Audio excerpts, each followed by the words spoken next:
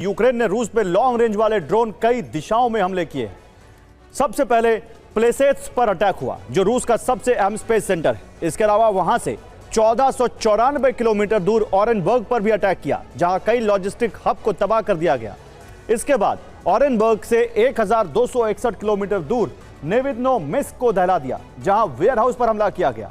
नेविदनोमिस्क से 234 किलोमीटर दूर क्रास्नोदर में भी यूक्रेनी ड्रोन ने कोहराम मचा दिया, जहां एग्री लॉजिस्टिक हब को नुकसान पहुंचा है। इससे आगे 1177 किलोमीटर दूर अकुलोवो में मौजूद वेयरहाउस को टारगेट किया गया, जहां भारी तबाही हुई है। इस तरह यूक्रेन ने लंबी दूरी से रूस में 360 डिग्री हमले किए हैं, जिससे रूस बौखला गया है।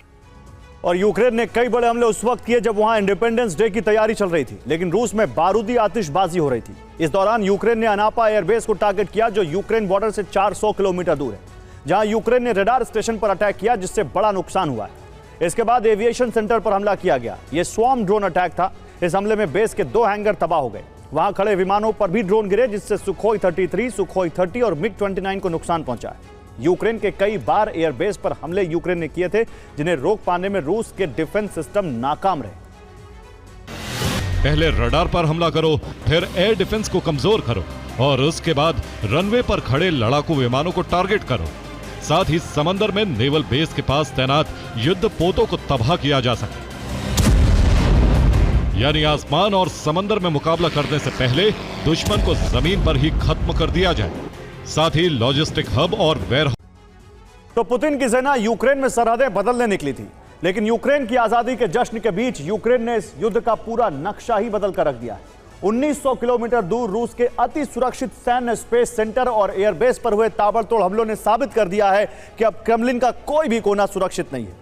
पुतिन का अभेद्य समझा जाने वाला सुरक्षा चक्र इस प्रहार से विफल साबित हुआ है।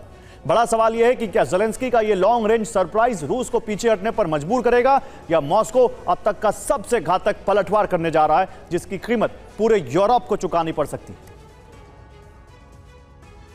और हुआ भी यही। ड्रोन काला सागर से लेकर अजोव सागर तक पहुंच गए। तटीय इलाकों में तैनाती की गई। रूसी सैन्य बोट पर भी गिरे।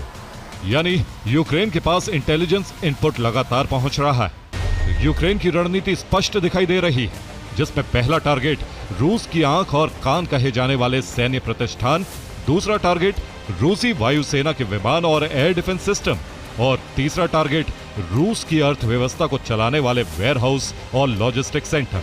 यह इलाका यूक्रेनी सीमा से करीब 1800 से 1900 किलोमीटर दूर, वो इलाका है जहां इससे पहले यूक्रेनी ड्रोन पहुंचने की खबर नहीं आई थी। शुरुआती रिपोर्टों के मुताबिक ड्रोन का संभावित निशाना रूस का प्लेसेट्स कॉस्मोड्रोम था। प्लेसेट्स कॉस्मोड्रोम रूस का प्रमुख सैन्य स्पेस सेंटर है। यह सैन्य सैटेलाइट लॉन्चिंग बेस भी है। यहां से weather satellite, communication satellite, radio signal intelligence satellite और इंटरकॉन्टिनेंटल मिसाइल परीक्षण से जुड़ा केंद्र भी है।